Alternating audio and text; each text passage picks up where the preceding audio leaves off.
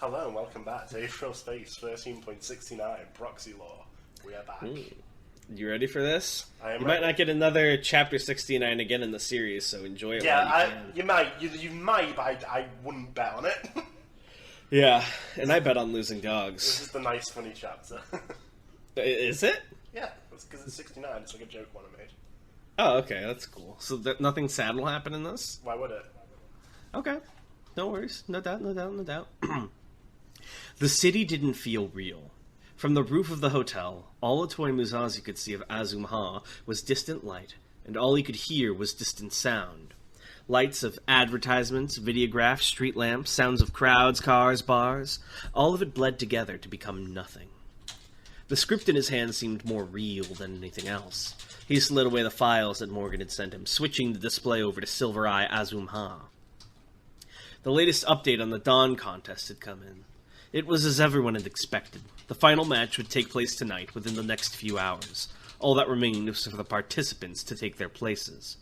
2 nights ago, Musashi had stood on this same roof, and Musashi had received more expected news. Dragon Hadrian had defeated Mr. Guest without throwing a single punch, and had gone on to defeat Palatine too. It hadn't been a surprise at this point. Whatever methods he had used, Dragon Hadrian, that man always got away with it. He always got away with everything. You can't keep getting away with it. This is like book 12 Regan Shen. He's just like so done. It's like, what's the fucking point? Ethan blew up the sky. Who even cares? Look at my fucking chessboard, bro. I fell off. I walked. The path of King's Key, more like the path of Fraud's My Key. fucking gate of Babylon. I love that was just his power. That was. I think that's actually, like, the writers admitted it. It's just Gilgamesh power. It's so good. That had been what decided things then. The final battle of the Dawn contest would be between Dragon Hadrian and Aklima. Yes, that had decided things. Musashi was just about to head inside when he heard the roof access slide open. Turning his head, he frowned as he saw who it was. Her voice was like kind of soft, right? Yeah. It's cold out. Oh, sorry.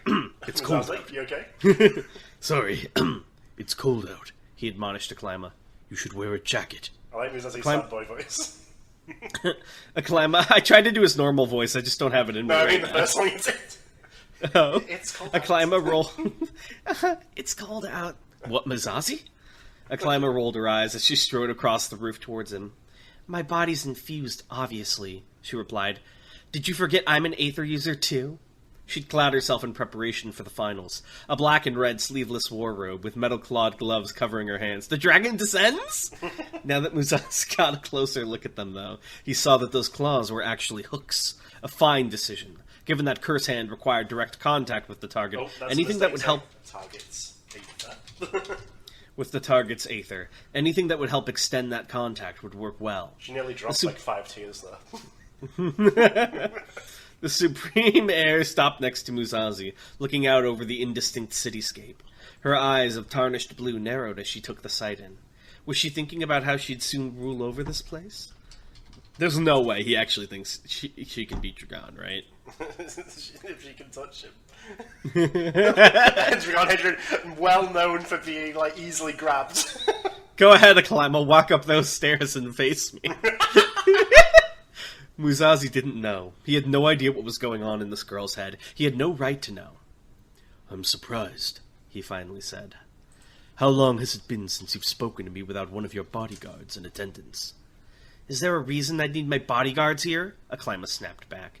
She glanced up at him, then quickly away. I wanted to talk. All right. Slowly, Aklima tapped her hooked fingers against the metal railing. Tap, tap, tap. Even with the sounds of the city all around them, Musashi could still hear that tapping clearly. Elysian Fields, Aklima murmured. Do you dream about it? Musashi winced. I do, he said, remembering 100 nights of torment. There was a lot to remember. I dream about it too, Aklima murmured, but not about what happened. I dream about what I think should have happened. Musashi looked down at her. How so? In the dream, Aklama continued quietly.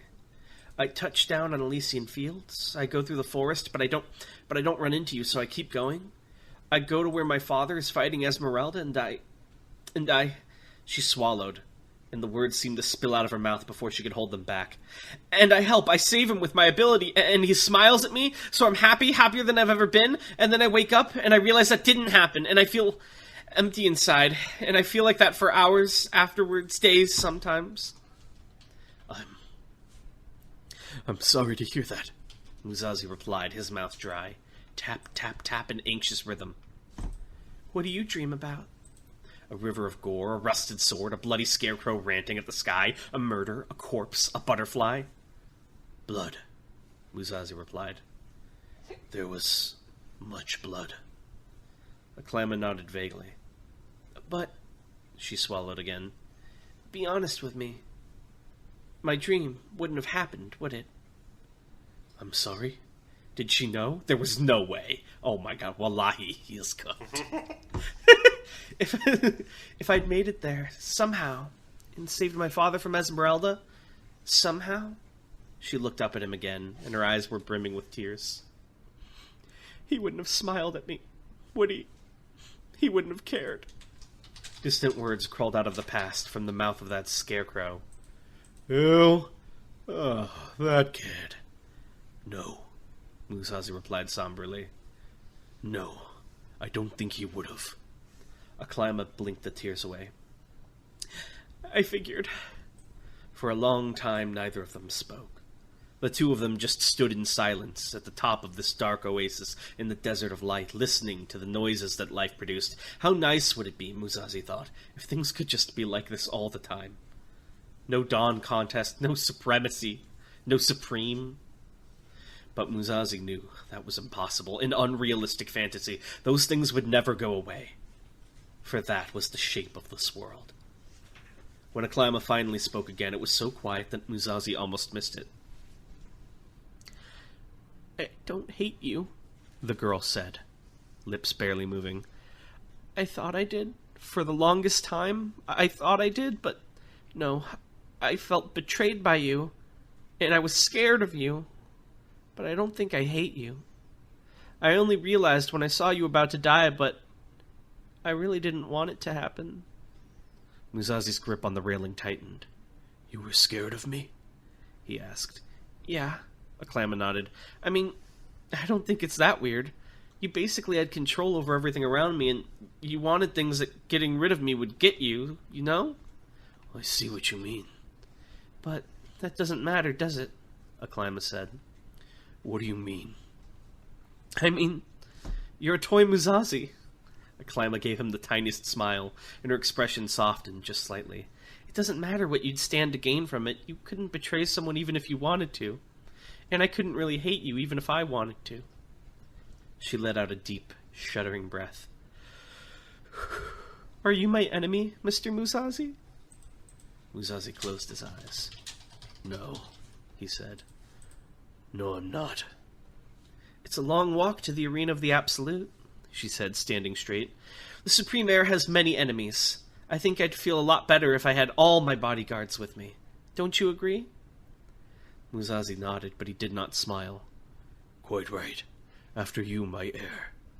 He followed her back inside, casting just one more glance back at the glowing city. It still didn't feel real. None of this felt real, but... A sword was a pen with which to write your will onto the world. A sword was a pen that decided what was real. The doors slid shut, and light was banished from the face of a toy Musashi. The 8 phases of the turning of the air were gathered... That's not what they're called, is it? Yeah. Oh, that's what it got changed to? Yeah. What was it before then? 7 blades? Oh, the 7 blades of the turning of the air. The 8 phases of the turning of the air were gathered in the sitting room, prepared for their final journey to the arena of the Absolute. There was a strange energy in the air. Whether Aklama won or lost against Hadrian, this would be their final mission. Without a Supreme Heir, this organization had no reason to exist. Anya Hapgrass and Endo Silversaint stayed in one corner of the room. Excuse me. The armored knight quietly polished his gleaming broadsword, while Hapgrass just tapped away on her script. She looked up as Musashi and Aklama entered, her eyes narrowing, perhaps in suspicion, but said nothing. Marcus Grace was maintaining his weapon as well, disassembling and reassembling his pistol over and over again, hands moving in a complex dance as he sat atop the arm of a chair. Even so, though, his eyes were distant, his thoughts elsewhere. That was no surprise with the reemergence of his only son. Wait, so Winston revealed himself to everyone? Yeah, he was like, I'm back. Hey, I'm back, Dad. Ash Del Durin was sitting in an armchair, hands clasped on his lap, eyes closed. Musashi doubted the man was actually asleep, though. Most likely he was meditating, preparing himself for this final mission. Gregory Hazard leaned against the window, his back to the mass of humanity that was the city. Red eyes tracked Musashi as he followed Aklima to the center of the room. Musashi glanced away. Those eyes were too familiar. It was almost like Marie was watching him, judging him. Finally, near the door, waited Morgan Noct and Ionir Yggdrasil. The fell beast. We them boys. The fell beast had spread out into a growth over the wall, winding branches forming a bench for Morgan to sit on. The pugnant looked up as Musashi crossed the room, and purple eyebrows were raised, just slightly. Musashi gave the tiniest nod. Aklima stood in the center of the room, her bodyguards in a circle around her, each of them watching and waiting for their final order. Aklima acquired herself well. She stood straight and spoke with dignity. I just realized something. What? I want to call it, but I don't want to spoil this chapter, so I'm going to DM you real quick. What will he say? That's my prediction. Okay. Musashi gave the tiniest nod. She stood straight and spoke with dignity. Phases, she declared. The time has come. Eyes watched, ears listened. The full attention of the moon rested upon the girl, and so she continued. A challenger comes for the throne of the Supreme, one who has defeated many other contenders. But I am not a contender. I am the supreme heir. I am the one born to sit the throne and wear the crown. Tonight, with all you have taught me, I shall... Mr. Grace, Musashi said, how is Winston doing? The room went silent. Aklima looked up at Musashi, surprised at the sudden interruption, but he didn't look back down at her. His eyes remained fixed on Marcus. Marcus looked to both sides before answering, leaning forward as he did so. Got him to the hospital, he said quietly. He wasn't in the best state. Malnutrition, that sort of thing, along with the arm. Not the first time he got absorbed in something and forgot to eat, but... Musashi nodded. Indeed. I thought he seemed in quite the state myself when I found him and brought him back to you. As I promised. He did not blink. Neither did Marcus. When he finished reassembling the pistol this time, he didn't take it apart again. Mr. Musashi, Aklima said, a note of annoyance entering her voice. If you could... Ash? Musashi turned his head to look at the old moon. It's been a while since the two of us spoke. Are you well? Ash's eyes flicked to the face of the heir, then back to Musashi. Is this the time? I find that comrades make time for each other, Mr. Del Durin, Musashi said calmly. There's a certain bond between those who have fought together, those who have fought for a common cause. Don't you agree? Ash pursed his lips. Yes, I agree. And are you well? Ash blinked. I'm well. Over in the corner, Hapras went to stand up, but the angle of Marcus's pistol shifted just a tad, and she made no further movement. She just stood there, face red with anger, glowering at Musashi. Aklima looked back and forth between the two of them, baffled. Did I call it? Tianoni. Did I call it? Please continue. What is this? Oh, wait, is this Aklima talking or Anya? Aklima. Oh. What is this? She asked. What are you even talking about? She didn't get an answer. Gregory Hazard. Musashi pressed on, turning to look towards Gregory in the window. Have you heard from a descendant General Toll recently? I understand you used to work under him. Gregory blinked. Yeah, we keep in touch. That's good to hear. I've always considered the Ascendant General a reliable ally. I hope he feels the same way. For a moment, Gregory just stared back at Musashi. A bead of sweat ran down the full moon's temple. But then suddenly, almost imperceptibly, Gregory Hazard nodded. A toy! Aklima finally cried, the impertinence having gone too far. What are you doing? This isn't the time! Serena? She manifested. The Serena icon. Finally, Musashi looked down at her. You're not a climber! Ooh. Oh my goodness. Finally, Musashi looked down at her, looked down at those angry gold eyes. He tightened his fist and almost swallowed his words, but no. The time for that was past. He looked away from her and spoke. Phases. A few minutes ago, I met with the Supreme Heir on the rooftop of this hotel. We talked about a great number of things, but most prominently, we discussed the upcoming match between herself and Dragon Hadrian. Within a few hours, the next Supreme will be decided, whether that be the heir or the challenger. The Supreme Heir confided in me some trepidation regarding the upcoming match. After having seen his performance in previous matches, the Supreme Heir believed that she would not be capable of defeating Dragon Hadrian in one-to-one combat. Given Hadrian's previous record, she believed the match would end in her being killed at his hands. Is he yelling all this? No. He's just using aura? No, it's just sort of, this is just prominent thing to be said. It's like larger text and in bold. Yeah. Understandably, this was a situation she wished to avoid at all costs. As such, the Supreme Heir has decided to invoke the Proxy law. If you are unfamiliar with it, allow me to explain. In situations like this, where a Supreme Heir is a participant in a Dawn contest, but they are not equipped to properly perform their role, they have the right to designate a Proxy champion. The Proxy champion will receive all the rights and responsibilities of the Supreme Heir, and will be treated as the legitimate heir from that point forward.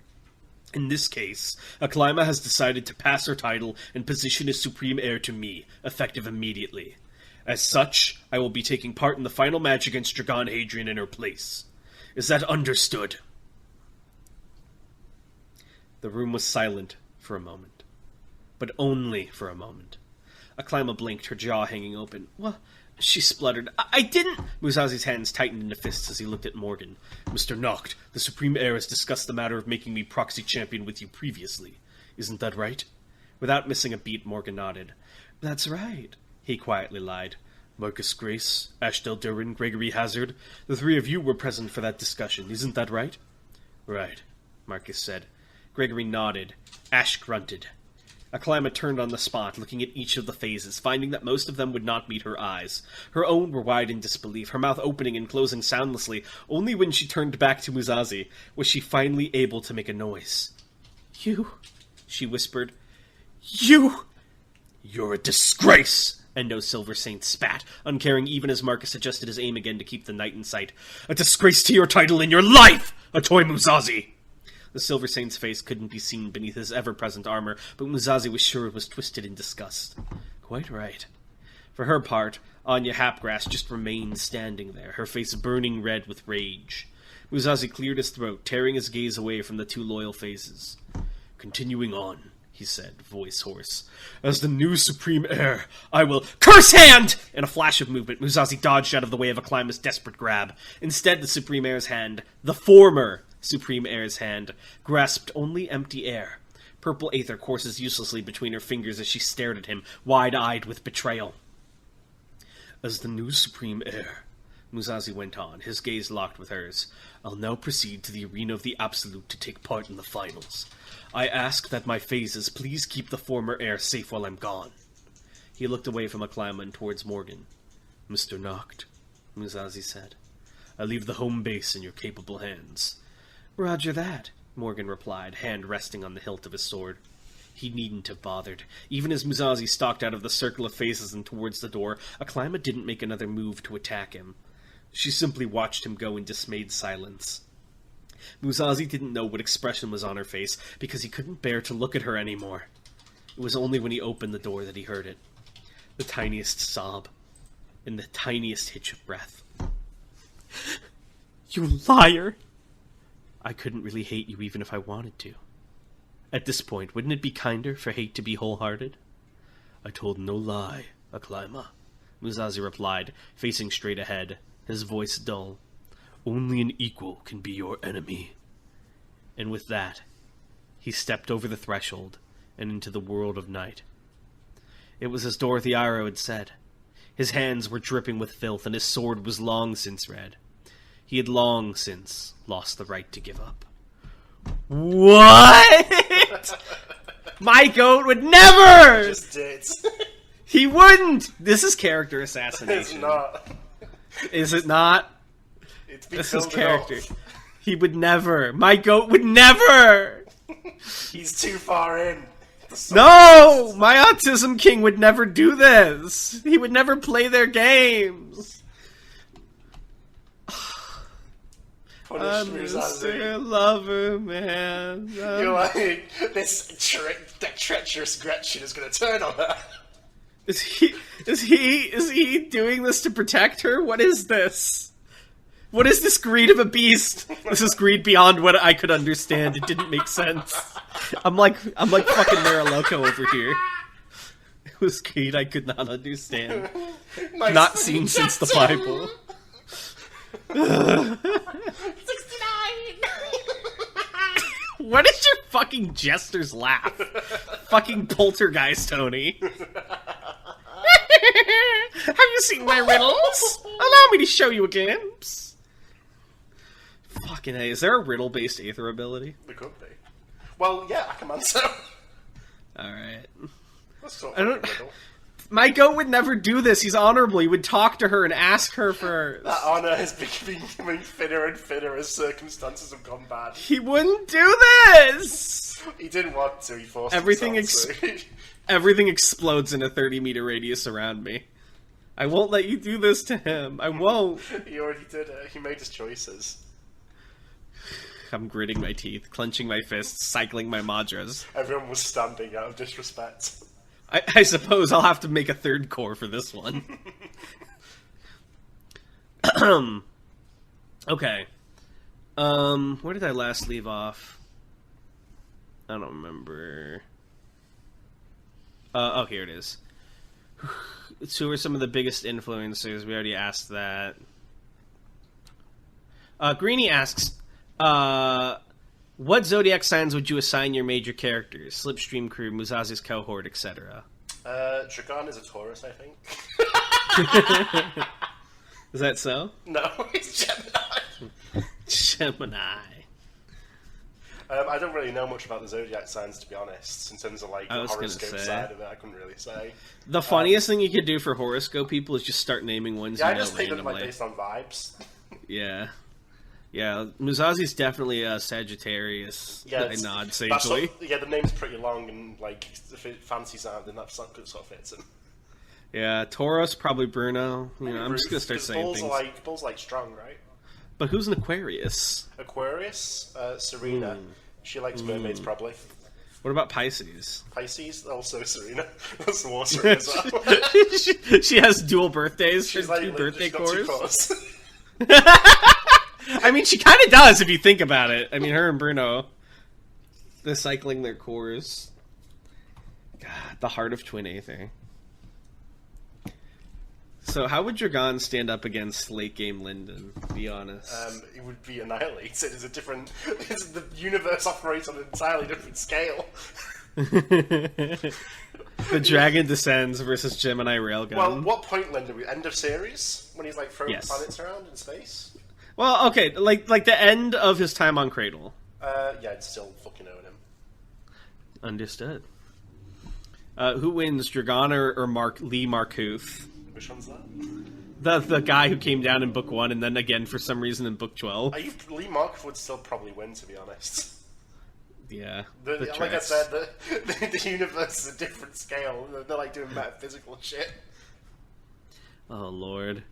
Alright, and there's no other questions in the Aether questions, so I guess that's it for this week. Everyone had gone silent out of shock. Yeah. It won't stand for this. Everyone kill Tanhoney. You can't. Concentrate your techniques. It's like we can fight even if we work together. I'm taking the Tanhoney binding. I'm turning you into a fucking launcher construct. Oh my god. Alright, My well, thank you all. remnant starts to come out, but I'm so strong that I come back. My heart restarts, and I grab my remnant. I'm like, get back in there. You can't get rid of me that easy. It's like his remnant had a remnant. The funniest thing to me is, like, to become a monarch, you fuse with your remnant, right? But then monarchs still have remnants, so did you just grow a new one? Oh. Like as it comes back out, it's like, got rid of the old ball and chain. You passed my riddle. Sorry, my remnant is even stronger than me. All right. Well, thank you all for watching, and we'll see you next time. Bye. Bye.